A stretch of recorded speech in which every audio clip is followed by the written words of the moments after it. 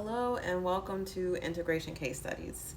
This is my space to nerd out on all things human design / astrology, maybe a little bit of intuitive divination. But basically, we're just taking a look at different celebrities and icons, looking at their human design chart if it's available. If not, I'm just going to talk about some of the actions and behaviors that they do and how and why I think that they fall into that human design type.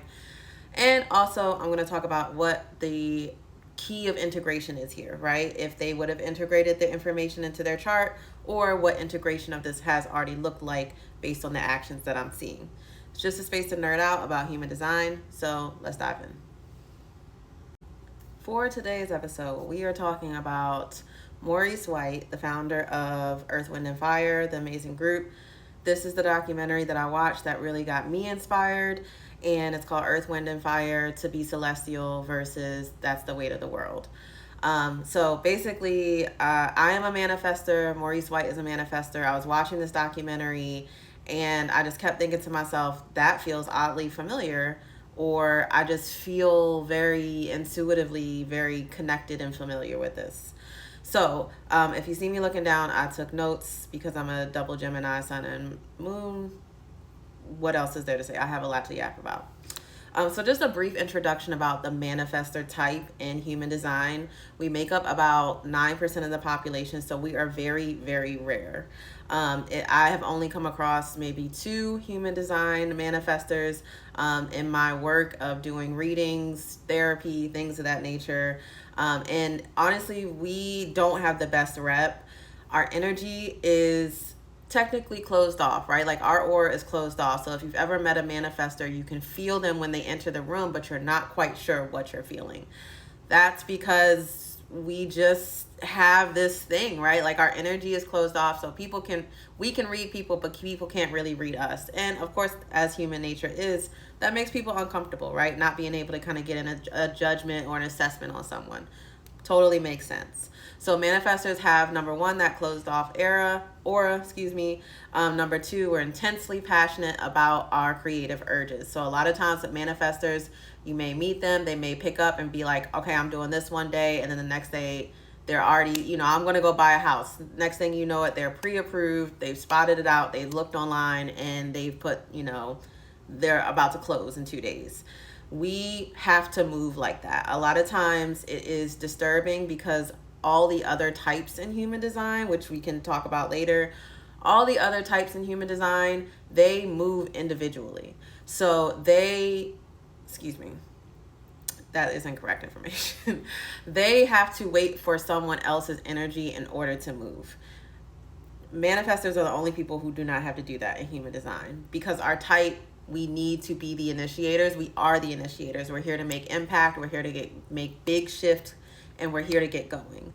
Other types in human design, they need, an invitation from someone, or they need to trust their gut, or they need someone to recognize their abilities. Like there's all these different things that have to happen before they can take action.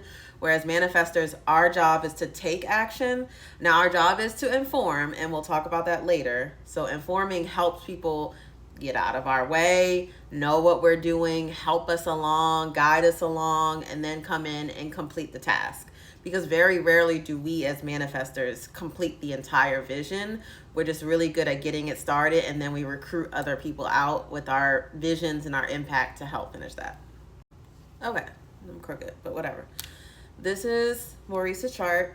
He is a 6'2" manifestor. He has emotional authority, and this is a very similar chart to a lot of manifestors. What you'll see and notice is that at the very bottom there's a square, and then right above it there's a square. That's our root and sacral centers and energy. Root and sacral centers, energy centers in human design. So those are completely empty. And he also has an empty head and ajna center as well. His throat center is defined, and that's basically what makes him a human design manifestor. Now we can get into all the mumbo jumbo at a different date and time. It's a lot. Human design is a lot. Let's just call it what it is. Ra Uruhu, or whatever his real name was. It's a lot. We don't have time to do that today, so we're not going to.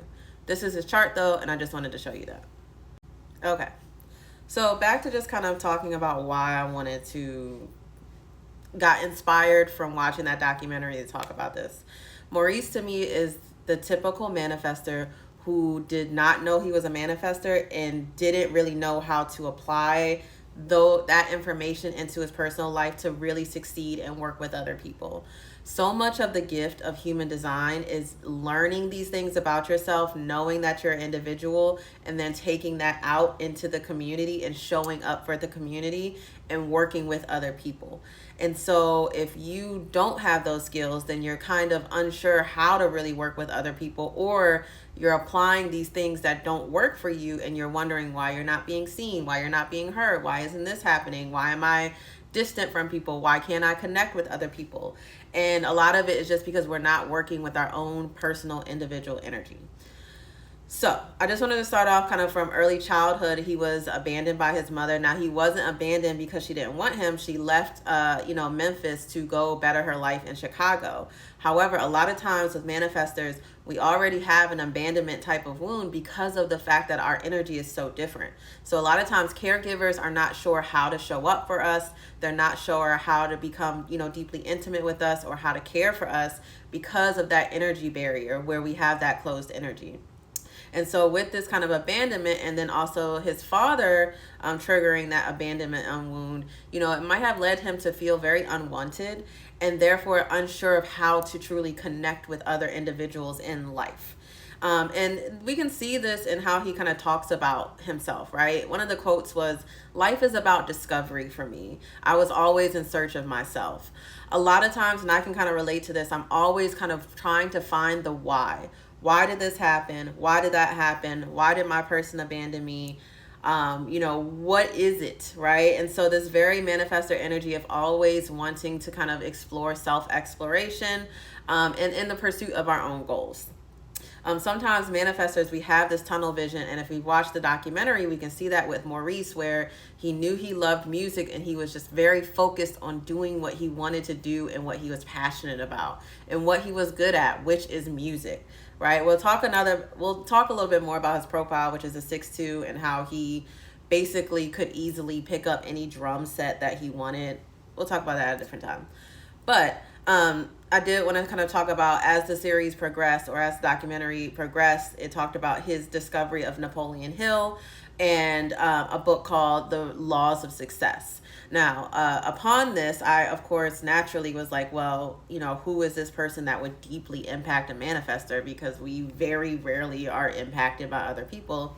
And of course, it's a projector. Projectors are meant to deliver these deep insights, right? They're meant to share their insights and their wisdom and their knowledge and their solutions with the world. So of course, Napoleon Hill is a projector. We'll talk about that at another time too.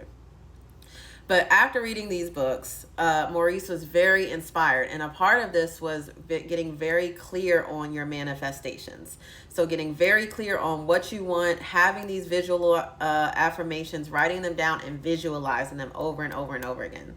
And these are the 3 clearly written visions, or this is the vision. And there were 3 bullet points that Maurice had. Number 1, I want to reach a universal audience. Number 2, evolve consciousness through music. And number 3, change the world.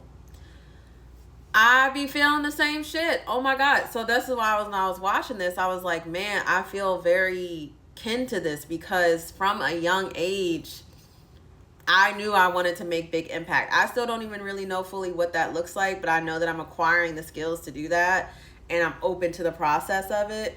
But it's this deep innate desire to make big waves, right? And to impact others. And it can go for the better, for the worse. Some of the worst people in history are manifestors, I'm not gonna lie.